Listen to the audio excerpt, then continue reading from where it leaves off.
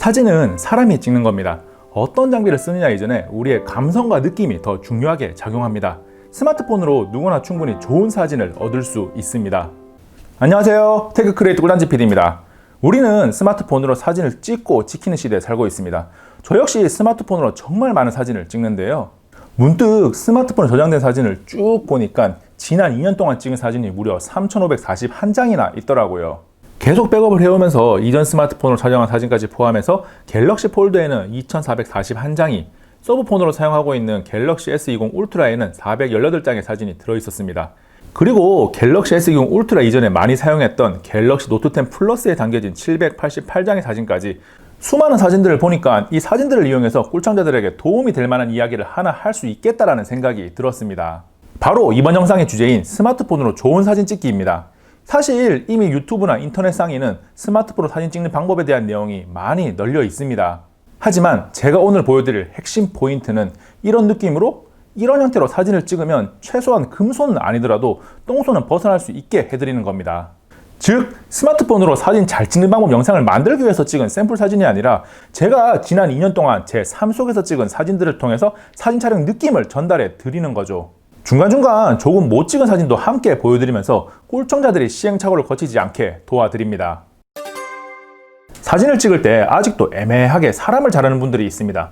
보통 전신을 다 찍거나 허리를 자르라고 하죠. 애매하게 허벅지를 자른 사진과 전신을 찍은 사진, 뭐가 더 괜찮나요? 그런데 또 이 사진은 무릎에서 잘라서 좀 이상한데 같은 풍경에서 이 사진은 무릎을 잘랐는데 괜찮거든요. 앉아있는 벤치를 기준으로 잘랐기 때문인데 가끔은 사람이 아닌 사물을 기준으로 잘라도 됩니다. 이 사진처럼 그냥 전신을 다 넣은 게 가장 좋긴 하네요.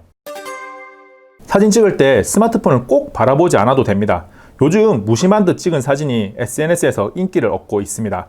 감성적인 느낌이 살아있다고 해야 할까요? 다른 행동을 하거나 시선을 멀리 두고 사진을 찍어 보세요. 사진 촬영 방법을 이야기하면 3분할 구도를 이용하라는 내용이 항상 나옵니다. 3분할을 이용하면 실패하지는 않는데 꼭 지켜야 한다는 생각을 가지고 있을 필요는 없습니다. 지금 보고 계신 사진들은 3분할 구도에 맞는 것들이 하나도 없는데 제법 볼만 하거든요. 인물 사진도 마찬가지입니다. 사람을 가운데 놓고 많이 찍는데 상반신 촬영을 하거나 앉아있을 때는 그냥 사진을 반으로 쪼개서 왼쪽 또는 오른쪽으로 사람을 보내기만 하면 실패하지 않습니다. 배경도 잘 살릴 수 있고 인물도 잘 살아요. 제 얼굴이 괜찮다는 이야기는 아닙니다. 두 사진을 비교해보면 하나는 사람을 오른쪽으로 잘 보냈는데 하나는 가운데서 애매하게 살짝 왼쪽에 있거든요. 구도가 이상한 탓도 있지만 사람을 한쪽으로 보냈다면 괜찮은 구도가 저절로 따라왔을 거예요. 그런데 또 가끔은 전신 사진일 때 이 사진처럼 가운데 있는 게 좋은 경우가 있습니다. 배경이 많이 중요하지 않은 상황이나 인물에 집중하는 느낌이 필요할 때 괜찮습니다. 주변 배경과 함께 인물 사진을 찍을 때 기준을 못 잡겠다면 기둥이나 벽, 나무 등 세로로 쭉 뻗은 것을 이용하세요. 찍히는 사람이 그 기준에 붙어 있기만 하면 됩니다. 앞에서 이야기한 사람을 한쪽으로 보내기까지 더해서 사진을 찍으면 괜찮은 사진이 나옵니다. 사진을 이루는 테두리를 우리는 프레임이라고 부르는데 이 프레임을 사진 속에 하나 더 넣어보세요. 흔히 있는 창문이나 문을 이용해도 좋고 요즘은 일부러 포토존을 위해 프레임을 세워둔 곳도 많이 있어요. 프레임이라고 해서 꼭 사각형일 필요는 없고 육각형이어도 상관없고 불규칙적인 모양이어도 상관없습니다. 그리고 스마트폰을 이용해서 인위적으로 프레임을 만드는 방법도 있고 프레임이 꼭 뚫려 있어야 한다는 생각도 버려주세요. 이 사진에서는 커다란 문이 프레임이 되는 거죠. 눈으로 볼 때 탄성이 나오는 넓은 자연은 그냥 화각만 취향에 맞게 조절하면 막 찍어도 다 잘 나옵니다. 그런데 피사체가 가까이에 있거나 비교적 좁은 풍경이라면 측면에 포인트를 두고 촬영하면 됩니다. 포인트를 잡는 피사체가 보고 있는 사진처럼 나무일 수도 있고 길거리에서 안내를 위한 간판이나 작게 세워진 이 간판이 포인트가 될 수도 있습니다. 지금 보고 있는 사진은 제주도 녹산로인데 유채꽃을 왼쪽으로 더 많이 배치해서 포인트를 잡았습니다. 사진이 볼만하죠.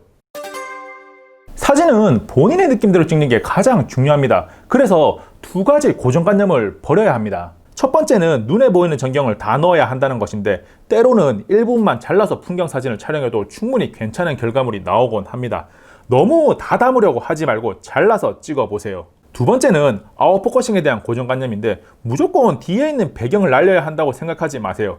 개인 취향 차이이긴 한데 뒤에 초점을 맞추고 앞을 날리는 것도 충분히 느낌이 좋거든요. 음식 사진은 제가 제일 자신 없는 분야이긴 한데 탑뷰로 수직 촬영을 하면 실패하지 않고 그릇에 상호명이 들어가 있다면 넣어서 찍어보세요. 그리고 음식 자체만 찍어도 괜찮지만 그릇까지 풀로 담는 게 더 예쁘고 배경에 식당의 모습을 넣어서 찍는 것도 분위기가 괜찮습니다. 지금까지 8가지 포인트를 살펴봤는데 어디선가 한 번쯤 들어본 듯한 스마트폰 촬영 꿀팁도 5가지를 정리하겠습니다. 꽃은 물과 함께 촬영하면 생기를 제대로 불어 넣을 수 있어서 비온 뒤 가장 좋고 필요하면 물을 좀 뿌려도 되겠죠. 꽃에 물 뿌리는 것은 나쁜 행동이 아니니까요. 물이 있어 반영이 가능하다면 꼭 사진 속에 반영을 넣어보세요. 상황에 따라서 반영이 선명할 수도 있고 흐릿할 수 있는데 상관없습니다. 반영이 있다는 것 자체만으로도 사진이 달라집니다. 때로는 사람보다 찍고 싶은 배경에 초점을 맞춰서 사진 찍는 각도를 틀어도 됩니다. 스마트폰은 각도 조절이 정말 쉽거든요. 밤에 빛을 담고 싶을 때는 그냥 노출만 마이너스 1스텝이나 마이너스 2스텝까지 낮추면 됩니다. 일상 속에서 길을 담아도 좋고 불꽃놀이를 찍어도 좋아요. 커플 사진을 찍을 때 둘이 항상 붙어 있어야 한다는 생각을 버리세요. 배경에 맞춰 움직이면 더 멋진 사진을 만날 수 있습니다. 다양한 사진들을 보면서 어떻게 하면 좋은 사진을 얻을 수 있을까에 대해 살펴봤는데요. 어떠신가요? 이제 똥손에서 벗어날 자신이 생기셨나요? 아니면 나는 금손이라서 사진을 아주 잘 찍어주는데 친구가 똥손이라서 내가 건진 사진이 별로 없다면 이 영상을 친구에게 꼭 보여주세요. 그렇다고 사진 때문에 너무 스트레스 받지 마세요. 본인이 만족하면 그게 가장 좋은 사진입니다. 이번 영상은 여기까지. 다음에 또 만나요. 안녕. 잠깐! 구독과 좋아요, 알림 설정 해주실 거죠? 이 영상도 괜찮고요. 이것도 볼만해요. 최신 영상이에요.